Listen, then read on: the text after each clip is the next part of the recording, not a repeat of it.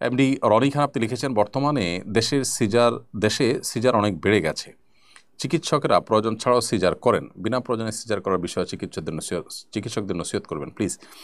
ভাই রনি খান, প্রথম কথা হলো যে সিজার অনেক বেড়ে গেছে, এটি আজকে নতুন নয়, অনেক আগে থেকেই কিন্তু এই জিনিসটি হচ্ছে। খুবই দুঃখজনক এটি। পৃথিবীর অনেক উন্নত দেশে আমরা জানি যে এভাবে আপনার গর্ভবতী মায়েদের গর্ভ খালাসের সময় প্রয়োজন অপ্রয়োজনে সিজার করা হয় না, বরং সিজার সংখ্যা বা পরিমাণ অনেক কম থাকে। আমার দেশে তো বেশি কেন? আমার ধারণা যে যারা মানুষ জন্মের হার, সন্তান জন্মের হারকে কমাতে চায়, বাহ্যিকভাবে তো মনে হয় তারা আমাদের খুব হিতাকাঙ্ক্ষী। দেখুন, মানুষের মতো বড় মূল্যবান সম্পদ আর কি হতে পারে? একজন মানুষের দুইটার জায়গায় যদি চারটা সন্তান হয়, তো তার চাইতে বড় সম্পদশালী আর কে? মানুষ কখনো বোঝা নয়, বরং মানুষকে আমরা প্রপার ইউটিলাইজ যদি করতে না পারি, সেটা আমাদের ব্যর্থতার ব্যাপার। বলা হয়ে থাকে ছোট পরিবার সুখী পরিবার, এর চাইতে মিথ্যা কথা মনে হয় না আরেকটা আছে। দেখুন, যত পরিবারে যত পরিবার, তথাকথিত ছোট পরিবার, তাদের একজন বা দুজন সন্তান আছে, আপনি যদি একটু সার্ভে করে দেখেন, তারা খুব বেশি সুখী নয় ওই পরিবারগুলোর তুলনায় যাদের পরিবারের সন্তানের সংখ্যা বেশি।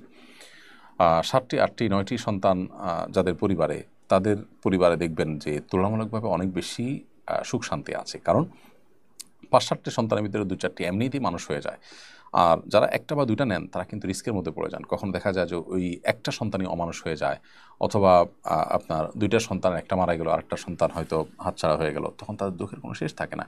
দেখুন, পৃথিবীর অনেক দেশ জন্ম নিয়ন্ত্রণ করে তারা এখন ফিরে আসছে। আমি স্পেসিফিক থাইল্যান্ডের কথা বলতে পারি, আমি থাইল্যান্ডে গিয়েছি। তারা জন্ম নিয়ন্ত্রণ করার চেষ্টা করেছে, এখন জন্মের হার বাড়ানোর জন্য প্রণোদনা দিয়ে আর পারছে না। মানুষের টেন্ডেন্সি, প্রবণতা পরিবর্তিত হয়ে গেলে সেটাকে ফিরিয়ে আনা খুব কঠিন হয়ে যায়।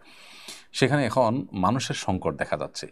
পৃথিবীর উন্নত অনেক দেশগুলোতে, ইতালির কথা বলতে পারি, জাপানের কথা বলতে পারি, বহু দেশের কথা বলতে পারি, কোরিয়ার কথা আমি জানি, এই সমস্ত দেশগুলোতে এখন সন্তান হচ্ছে না। সরকার চাইলেও সন্তান জন্মের হার বাড়াতে পারছে না।